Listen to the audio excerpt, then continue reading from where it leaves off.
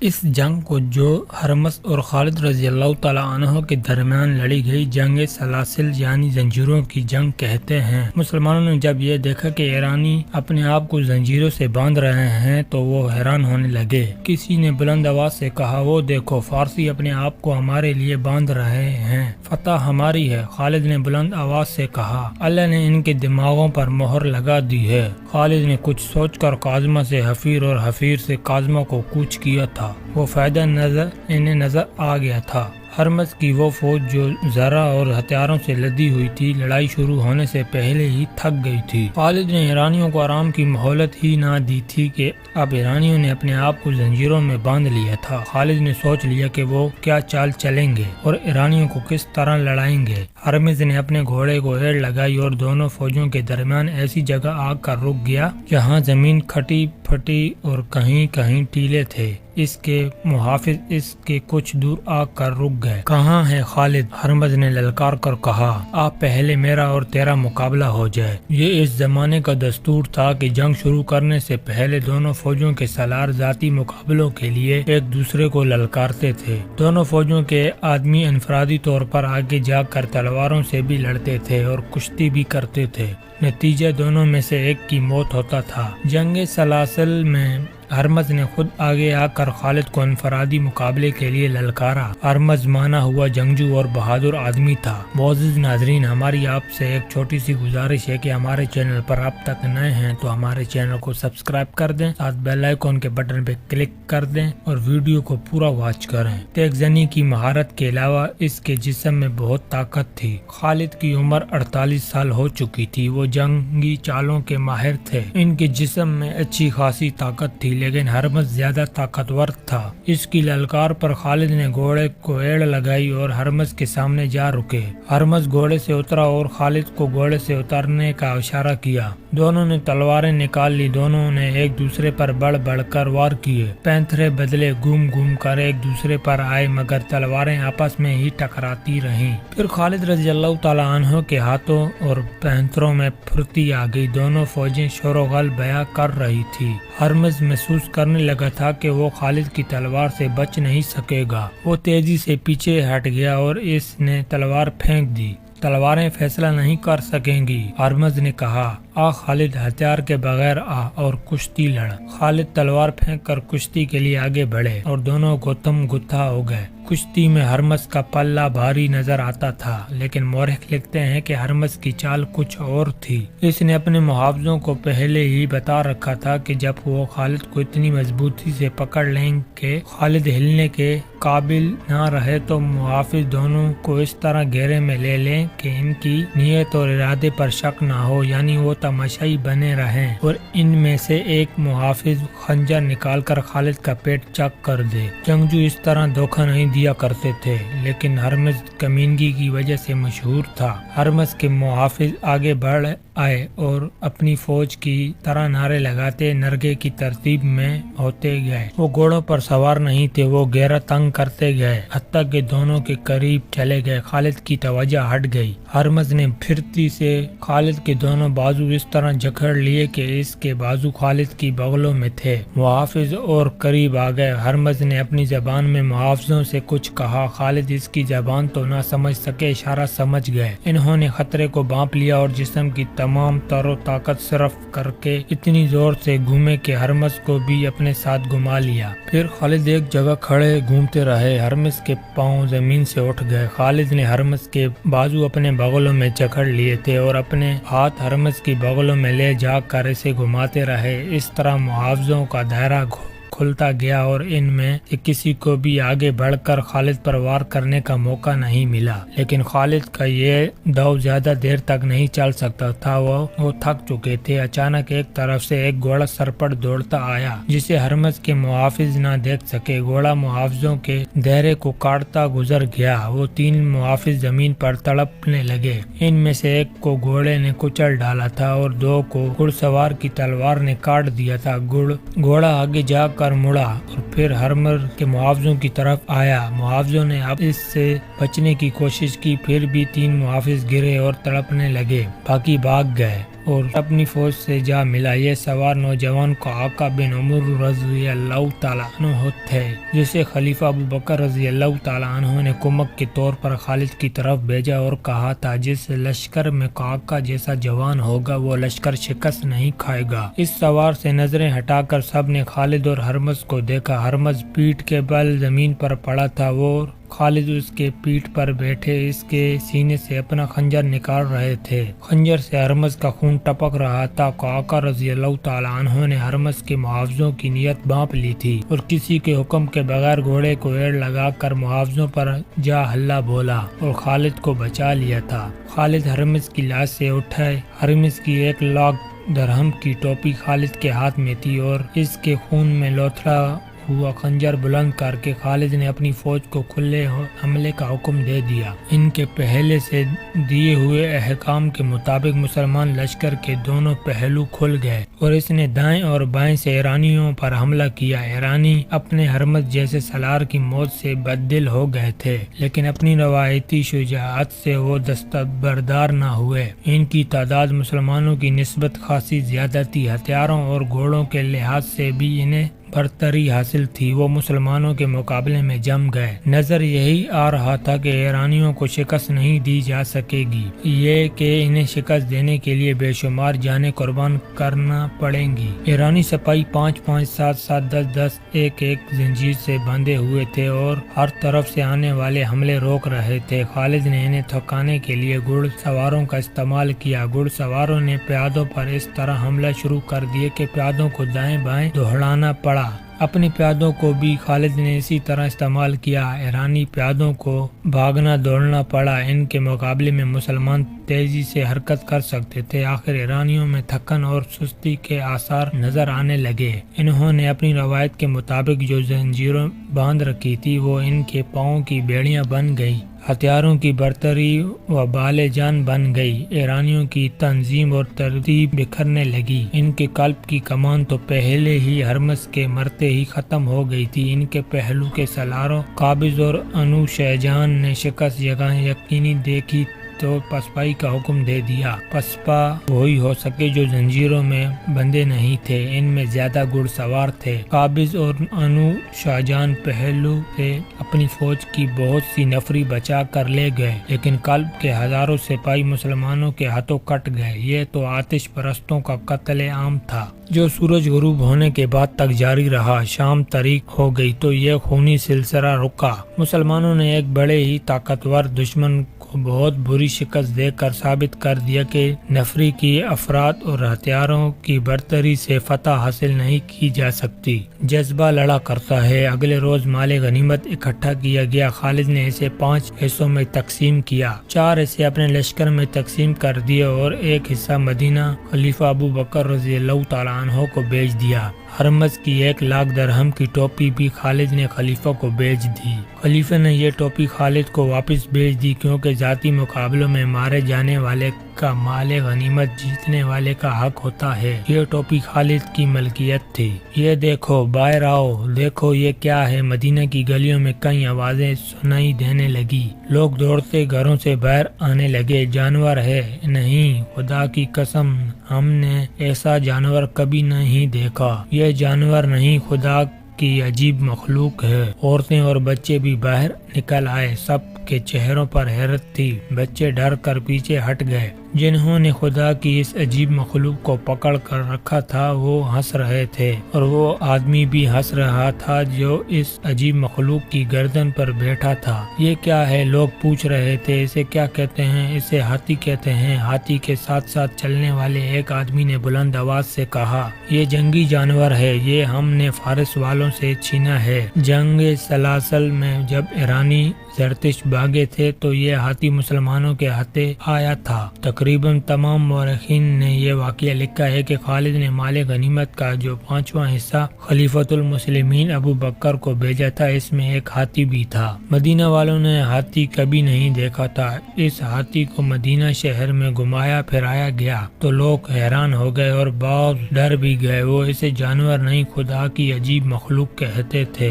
ہاتھی کے ساتھ اس کا ایرانی محاوات بھی تھا۔ اس ہاتھی کو چند دن مدینہ میں رکھا گیا، کھانے کے سوا علاوہ اس کا اور کوئی کام نہ تھا۔ مدینہ والے اسے کام لینے جانتے بھی نہیں تھے، اس کے علاوہ صرف ایک ہاتھی سے وہ کرتے بھی کیا۔ امیر المومنین نے اس کے محوات کو ہاتھی سمیت رہا کر دیا۔ کسی بھی تاریخ میں یہ نہیں لکھا کہ یہ ہاتھی مدینے سے کہاں چلا گیا تھا۔ دجلہ اور فرات آج بھی بہہ رہے ہیں، 1352 سال پہلے بھی بہہ رہے تھے، مگر اس روحانی میں اور آج کی روحانی میں بہت فرق ہے۔ 13.5 صدیاں پہلے دجلہ اور فرات کی لہروں میں اسلام کے اولین مجاہد کے جوشیلے اور پرعزم نعروں کا ولولہ تھا۔ ان دریاؤں کے پنیوں میں شہیدوں کا خون شامل تھا۔ شمع رسالت صلی اللہ علیہ وسلم کے شہدائے اسلام کو دجلہ اور فرات کے کنارے کنارے دور آگے لے جا رہے تھے۔ زرتشت کی آگ کے شعلے لپک لپک کر مسلمانوں کا راستہ روکتے تھے۔ مسلمان بڑھتے ہی چلے جا رہے تھے،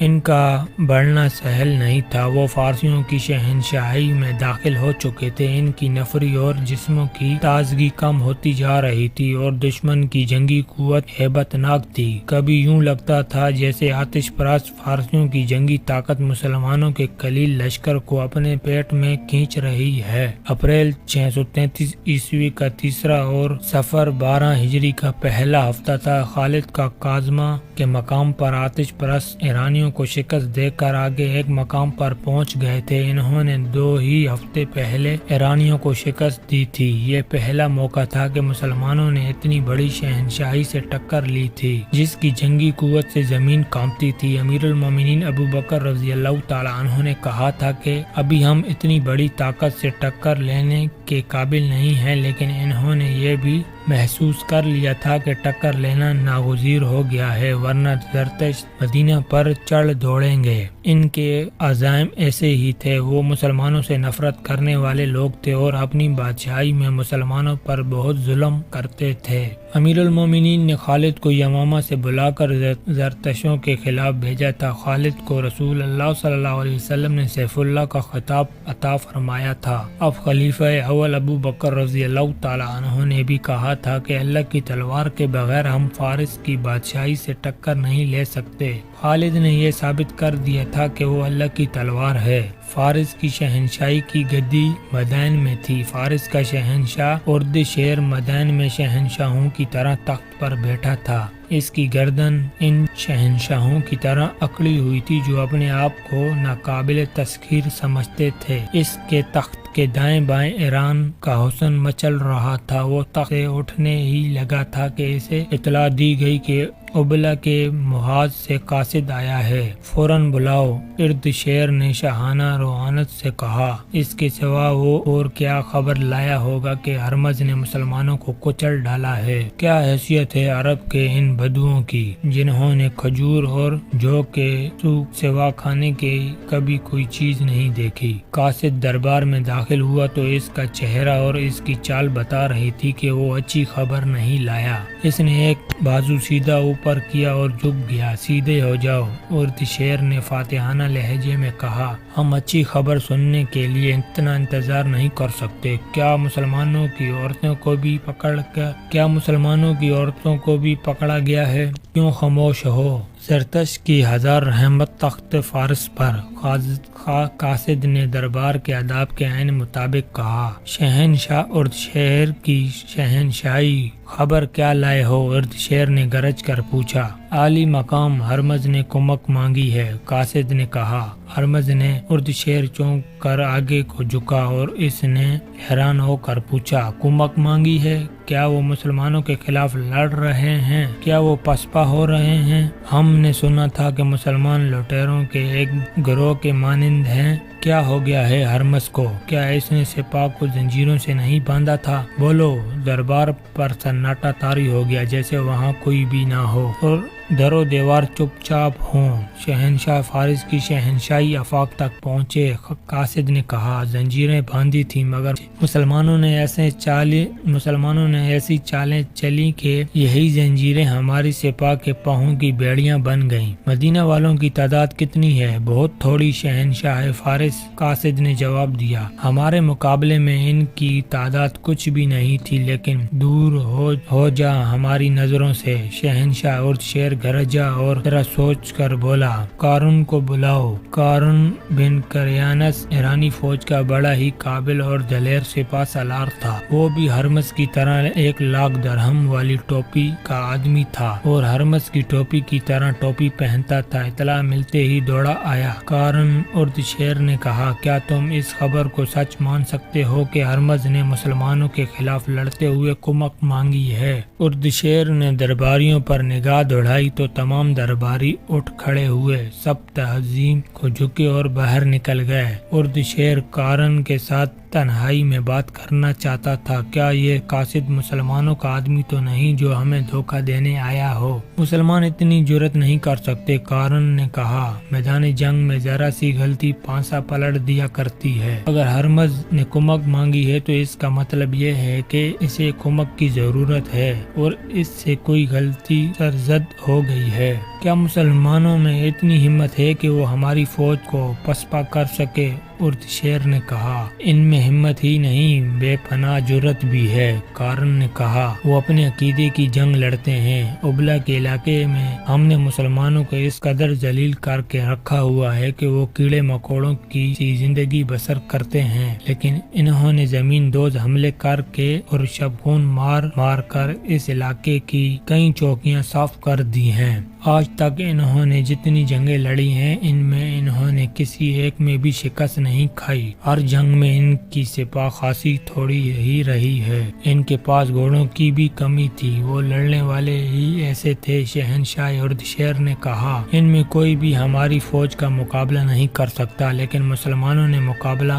کر لیا ہے، قارن نے کہا، اور ہمارا اتنا زبردست سالار ہرمز کمک مانگنے پر مجبور ہو گیا ہے۔ شہنشاہ فارس دشمن کو اتنا حقیر نہیں جاننا چاہیے۔ ہمیں اپنے درمیان میں دیانتداری سے جھانکنا ہوگا۔ فارس کی شہنشاہی کا طوطی بولتا تھا، لیکن ہمیں اس حقیقت کا نظر انداز نہیں کرنا چاہیے کہ رومی ہم پر غالب آ گئے تھے، اور ہمیں یہ حقیقت بھی فراموش نہیں کرنی چاہیے کہ ہم رومیوں کا سامنا کرنے سے ہچکچاتے ہیں۔ اس نئی صورتحال کا جائزہ دیانتداری سے لیں۔ شہنشاہ فارس ہرمز نے اگر کمک مانگی ہے تو اس کا مطلب یہ ہے کہ مسلمان اس کے لشکر پر غالب آ گئے ہیں۔ میں نے تمہیں اسی لیے بلایا ہے کہ تم ہی ہرمز کی مدد کو پہنچو۔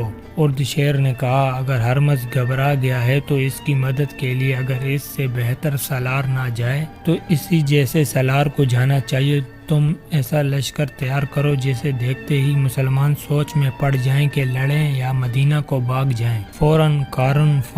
قارن نے اسے سلام کیا اور لمبے لمبے ڈاک بھرتا چل پڑا۔ ایرانیوں کا سالار قارن بن کریانس تازہ دم لشکر لے کر ابلا کی طرف روانہ ہو گیا۔ وہ پوری امید لے کر جا رہا تھا کہ مسلمانوں کو تباہ و برباد کر کے لوٹے گا۔ وہ اپنے لشکر کو دجلہ کے بائیں کنارے کے ساتھ ساتھ لے جا رہا تھا۔ کی رفتار خاصی تیز تھی۔ اس نے مزار کے مقام پر لشکر کو دریائے دجلہ پار کرایا اور جنوب میں دریائے موکل تک پہنچ گیا۔ جب وہ دریائے موکل کے پار گیا تو اسے ہرمز کے لشکر کی ٹولیاں آتی دکھائی دیں۔ سپاہی بڑی بری حالت میں تھے۔ تم پر زرتش کی لعنت ہو، قارن نے پہلی ٹولی کو روک کر کہا اور ان کی حالت دیکھ کر کہا، کیا تم مسلمانوں کے ڈر سے بھاگے آ رہے ہو؟ سپہ سالار ہرمز مارا گیا ہے، ٹولی میں سے ایک سپاہی نے کہا۔ دونوں پہلوؤں کے سالار قابض اور انو شاہجہان بھی بھاگ آئے ہیں، وہ شاہد پیچھے آ رہے ہوں۔ قارن بن کریاس ہرمز کی موت کی خبر سن کر سن ہو کے رہ گیا۔ اس نے یہ بھی پوچھنے کی جرأت نہیں کی کہ ہرمز کس طرح مارا گیا ہے۔ قارن کا سر جھک گیا تھا۔ اس نے جب سر اٹھایا تو دیکھا کہ فارس کے فوجیوں کی قطاریں چلی آ رہی تھی۔ اپنے تازہ دم لشکر کو دیکھ کر بھاگے ہوئے یہ فوجی وہیں رکنے لگے۔ اتنے میں ہرمز کی فوج کے دوسرے سالار قابض اور انو شاہجہان بھی آ پہنچے۔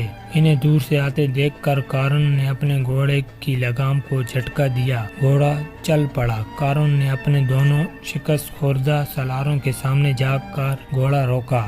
میں سن چکا ہوں ہرمز مارا گیا ہے، قارن نے کہا، لیکن مجھے یقین نہیں آتا کہ تم دونوں بھاگ گئے ہو۔ کیا تم گنوار اور اجٹ عربوں سے شکست کھا کر آئے ہو؟ میں اس کے سوا اور کچھ نہیں کہنا چاہتا کہ تم بزدل ہو اور تم اس رتبے اور عہدے کے قابل نہیں ہو۔ کیا تم نہیں چاہتے کہ مسلمانوں کو تباہ و برباد کر دیا جائے؟ کیوں نہیں چاہتے؟ قابض نے کہا، ہم کہیں چھپنے کے لیے پیچھے نہیں آئے، ہمیں ہرمز کی شیخیوں نے مروایا ہے۔ میں تسلیم کرتا ہوں کہ اسلامی فوج کے پاس بڑے ہی قابل اور جرأت والے سالار ہیں، لیکن وہ اتنے بھی قابل نہیں کہ ہماری فوج کو یوں بھگا دیں۔ قارن انوشاجان نے کہا، ہماری فوجی قیادت میں یہی سب سے بڑی خرابی ہے جس کا مظاہرہ تم نے بھی کیا ہے۔ تم نے عرب کے ان مسلمانوں کو اجٹ اور گوار کہا ہے، ہرمز بھی ایسے ہی کہتا تھا، لیکن ہم نے میدان جنگ میں اس کے الٹ دیکھا ہے۔ تم نے ان میں کیا خوبی دیکھی ہے جو ہم میں نہیں؟ قارن نے پوچھا، یہ پوچھو کہ ہم میں کیا خامی ہے جو ان میں نہیں؟ انوشاجان نے کہا، ہم اپنے 10 12 سپاہیوں کو ایک زنجیروں سے باندھ دیتے ہیں کہ وہ جم کر لڑیں اور بھاگے نہیں، اسی لیے وہ ہم آمنے سامنے کی جنگ لڑتے ہیں۔ مسلمانوں نے جب ہماری سپاہ کو پابندِ سلاسل دیکھا تو انہوں نے دائیں بائیں کی چالیں چلنی شروع کر دی۔ ہماری سپاہ گھوم پھر کر لڑنے سے قاصر تھی، یہ تھی وجہ کہ ہمارا اتنا طاقتور لشکر شکست کھا گیا۔ ہمارے پاس باتوں کا وقت نہیں۔ قابض نے کہا، مسلمان ہمارے تعاقب میں آ رہے ہیں۔ ان کا تعاقب میں مسنہ بن حارثہ 2000 نفری کی فوج کے ساتھ آ رہے تھے۔ مسنہ بن حارثہ اسلام کے وہ شہدائی تھے جنہوں نے ایرانیوں کے خلاف زمین دوز جنگی کارروائیاں شروع کر رکھی تھی۔ انہی کی ترغیب پر امیر المومنین ابو بکر صدیق رضی اللہ تعالی عنہ نے خالد کو بلا کر ایرانیوں کے خلاف بھیجا تھا۔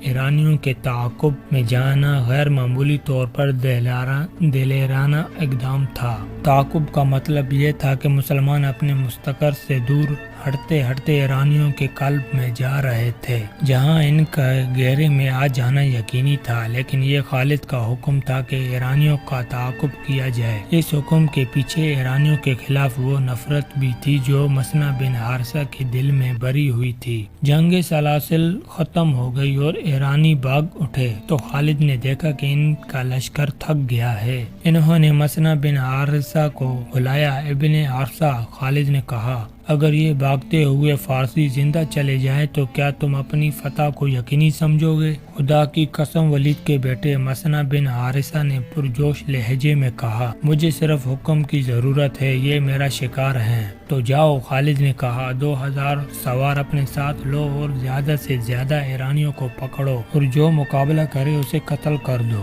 میں جانتا ہوں کہ میرے جانباز تھک گئے ہیں، لیکن میں شہنشاہ فارس کو یقین دلانا چاہتا ہوں کہ ہم زمین کے دوسرے سرے تک ان کا تعاقب کریں گے۔ مسنہ بن حارثہ نے 2000 سوار لیے اور بھاگتے ہوئے ایرانیوں کے پیچھے چلے گئے۔ ایرانیوں نے دور سے دیکھ لیا کہ ان کا تعاقب ہو رہا ہے تو وہ بکھر گئے۔ انہوں نے بوجھ ہلکا کرنے کے لیے کرز اور ہتھیار پھینک دیے تھے۔ مسنہ کے لیے تعاقب کا اور ایرانیوں کو پکڑنے کا کام دشوار ہو گیا تھا، کیونکہ ایرانی ٹولی ٹولی ہو کر بکھرے، پھر وہ اکیلے اکیلے ہو کر بھاگنے لگے۔ اس کے مطابق مسنہ کے سوار بھی بکھر گئے۔ مسنہ بن حارثہ کو آگے جا کر اپنے سواروں کو اکٹھا کرنا پڑا، کیونکہ آگے ایک قلعہ آ گیا تھا۔